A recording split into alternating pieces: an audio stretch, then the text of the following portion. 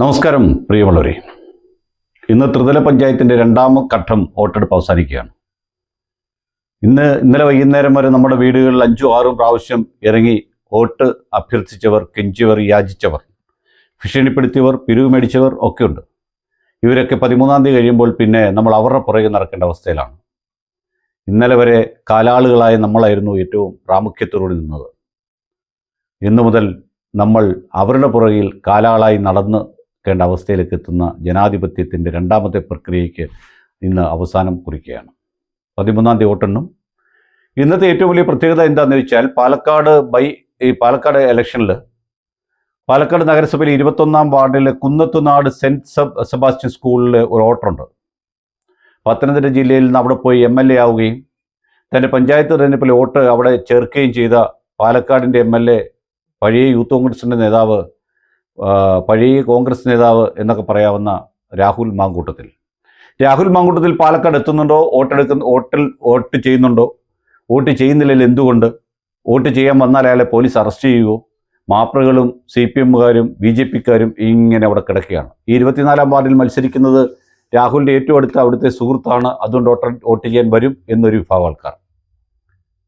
എന്തായാലും രാഹുൽ മാങ്കൂട്ടത്തിൽ വോട്ട് ചെയ്യാൻ വന്നാൽ വൈകിട്ട് 5 മണിക്ക് ശേഷം 6 മണിക്കകത്തേക്കുള്ളൊരു സമയത്ത് മാത്രമേ വരാൻ സാധ്യതയുള്ളൂ എന്നാണ് മനസ്സിലാകുന്നത്. വന്നാൽ വരുമെന്നുള്ളതിന് യാതൊരുവിധ ഉറപ്പും ഇതുവരെ നമുക്ക് ലഭിച്ചിട്ടില്ല. രാഹുൽ ആയതുകൊണ്ട് എന്തും എപ്പോഴും സംഭവിക്കാം, എവിടെ നിന്ന് വേണമെങ്കിൽ പ്രത്യക്ഷപ്പെടാമെന്നൊക്കെ ആൾക്കാർ പറയുന്നുണ്ട്. എന്തായാലും DYFIക്കാരനും BJPക്കാരനും തടയാനുള്ള സാധ്യത കണക്കിലെടുത്താണ് 5-നും 6-നും ഇടയ്ക്ക് ഒരു പ്രശ്നം താൻ മൂലം ഉണ്ടാകണ്ട എന്നുള്ളൊരു കരുതൽ അയാൾ എടുത്തിട്ടുണ്ട് എന്നാണ് മനസ്സിലാക്കുന്നത്. രാവിലെ വോട്ടെടുപ്പിന് പോകുന്ന ആൾക്കാരുടെ മുഖ്യമന്ത്രി ഉൾപ്പെടെയുടെ മുമ്പിൽ മൈക്കുമായിട്ട് കേരളത്തിലെ മാപ്രകൾ ചെന്നിരുന്നു. ആ മാപ്രകൾ ചെന്നപ്പോൾ പറഞ്ഞു, രതിവൈകൃതങ്ങളുടെ ഏറ്റവും വലിയ ഒരാളാണ് കോൺഗ്രസിലെ പല നേതാക്കന്മാരും. രാഹുലിനെ പേരെടുത്ത് പറഞ്ഞില്ലെന്നേ ഉള്ളൂ. സ്ത്രീകൾ പറയുന്ന പല കഥകളും കേട്ടിട്ട് എനിക്ക് ഞെട്ടലുണ്ടായി എന്നാണ് അദ്ദേഹം പറഞ്ഞത്. സ്വന്തം വീട്ടിൽ തൻ്റെ ഭാര്യയെ തലക്കടിക്കുകയും തൊഴിക്കുകയും ഒക്കെ ചെയ്തതിന് ശേഷം ബന്ധം പിരിഞ്ഞു വന്ന ഒരാളിനെ പിടിച്ച് മകളെ വിവാഹം കഴിപ്പിച്ചു കൊടുത്ത ആളാണ് നമ്മുടെ മുഖ്യമന്ത്രി.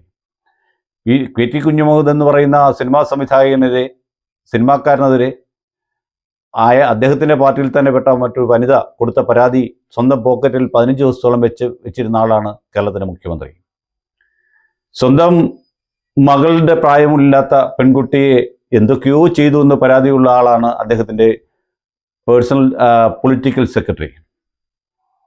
അദ്ദേഹത്തിൻ്റെ എല്ലാവിധ പരസ്യങ്ങൾക്കും അദ്ദേഹത്തിനോടൊപ്പം നിൽക്കുന്ന ഏറ്റവും വലിയ CPM അനുഭാവിയായ ഗണേശനും ഒപ്പം മുകേഷിനെയും രാവിലെ തോളിൽ കൈയിട്ടുകൊണ്ടാണ് പിണറായി വിജയൻ ഈ പറഞ്ഞ കാര്യങ്ങൾ പറഞ്ഞത് എന്നോർക്കുമ്പോഴാണ് നമുക്ക് വലിയ സങ്കടമുണ്ടാകുന്നത്. കൂട്ടത്തിൽ പറഞ്ഞു, ഇനിയും പലതും പുറത്തു വരാൻ പോകുന്നു എന്നാണ് പറഞ്ഞത്. എന്ന് വെച്ചാൽ രാഹുൽ മാങ്കൂട്ടം എന്ന് പറയുന്ന ചെറുപ്പക്കാരൻ പുറത്തു വന്നതിന് ശേഷം അവനെ പിടിച്ചകത്തിടാൻ വേണ്ടിയുള്ള കാര്യങ്ങൾ പിണറായി വിജയൻ വീണ്ടും കരുക്കൾ നീക്കുന്നു എന്നാണ് വേണം നമ്മൾ മനസ്സിലാക്കേണ്ടത്. അതിനുവേണ്ടി ന്യൂസ് 18യും മലയാളം 24 മലയാളവും പിന്നെ മാതൃഭൂമി പരോക്ഷമായിട്ടും പിന്നെ മുട്ടയുടെ ചാനലും ഒക്കെ അതിനുള്ള കർമ്മം നിർവഹിച്ചുകൊണ്ടിരിക്കുന്നു എന്നാണ് നമുക്ക് മനസ്സിലാക്കാൻ സാധിച്ചിട്ടുള്ളത്.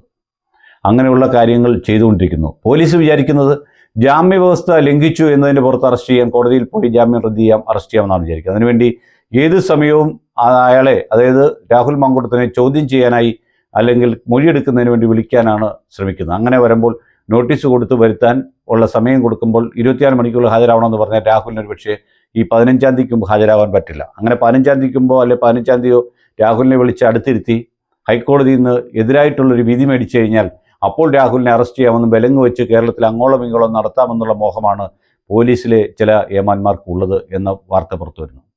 ഇതിന് രണ്ടും കാര്യം എന്ന് പറയുന്നത് പിണറായി വിജയൻ എന്ന് പറയുന്ന വ്യക്തിയുടെ മനസ്സിലുണ്ടായ ആജന്മ ശത്രുത്വം ആണ് എന്ന് വേണം മനസ്സിലാക്കാൻ. രാഷ്ട്രീയം ജയിക്കുന്നതിന് വേണ്ടി രാഷ്ട്രീയം പറയുന്നതിന് പകരം ബലാത്സംഗ കഥകളും സ്ത്രീ കഥകളും ആയ കുൽസിത കഥകളുമായി ഇറങ്ങുന്ന ഒരു സംസ്ഥാനത്തിൻ്റെ മുഖ്യമന്ത്രി എന്ന് പറയുന്നത് സാംസ്കാരിക കേരളത്തിനും ഒപ്പം സാക്ഷര കേരളത്തിൻ്റെയും നേതാവാണെന്ന് കൂടി പറയുമ്പോഴാണ് നമുക്ക് വിഷമമുണ്ടാകുന്നത്. നമ്മുടെ വിഷമങ്ങൾക്കോ നമ്മുടെ വിശ്വാസങ്ങൾക്കോ സത്യസന്ധതയ്ക്കോ ഒന്നും തെളിവില്ലാത്ത ഈ സംസ്ഥാനത്ത് ഇതിനപ്പുറവും നടക്കാനുള്ള സാധ്യതകൾ മുന്നിൽ കണ്ടുകൊണ്ടാണ് ജനം ഇപ്പോഴിരിക്കുന്നത്. ഒരുപക്ഷെ വടക്കൻ കേരളങ്ങളിൽ രാഹുൽ മാങ്കൂട്ടത്തോടെ കാണിച്ച ഷാഫി പറമ്പിലിനെ, രാഹുൽ മാങ്കൂട്ടത്തിനെ തകർക്കാൻ വേണ്ടി CPM ചെയ്തുകൊണ്ടിരിക്കുന്ന ഈ നടപടികൾക്കെതിരെയുള്ള വിധിയെഴുത്ത് ഇന്നുണ്ടാകാനുള്ള സാധ്യതയും കാണുന്നു. അതനുസരിച്ചുള്ള പോളിംഗ് ആണ് അവിടെ നടക്കുന്നത്. എന്തായാലും നിങ്ങൾ കരുതിയിരിക്കുക, ഏതെങ്കിലും കാരണവശാൽ അടുത്തൊരു കേസിന് വേണ്ടി കരുക്കൾ നീക്കിക്കൊണ്ടിരിക്കുന്നു പിണറായി വിജയനും അയാളുടെ പോലീസും രാഹുൽ മാങ്കൂട്ടത്തെ തറ പറ്റിക്കാൻ വേണ്ടി പിടിച്ചാക്കത്തിടാൻ വേണ്ടി എന്നുള്ളതാണ് സത്യം.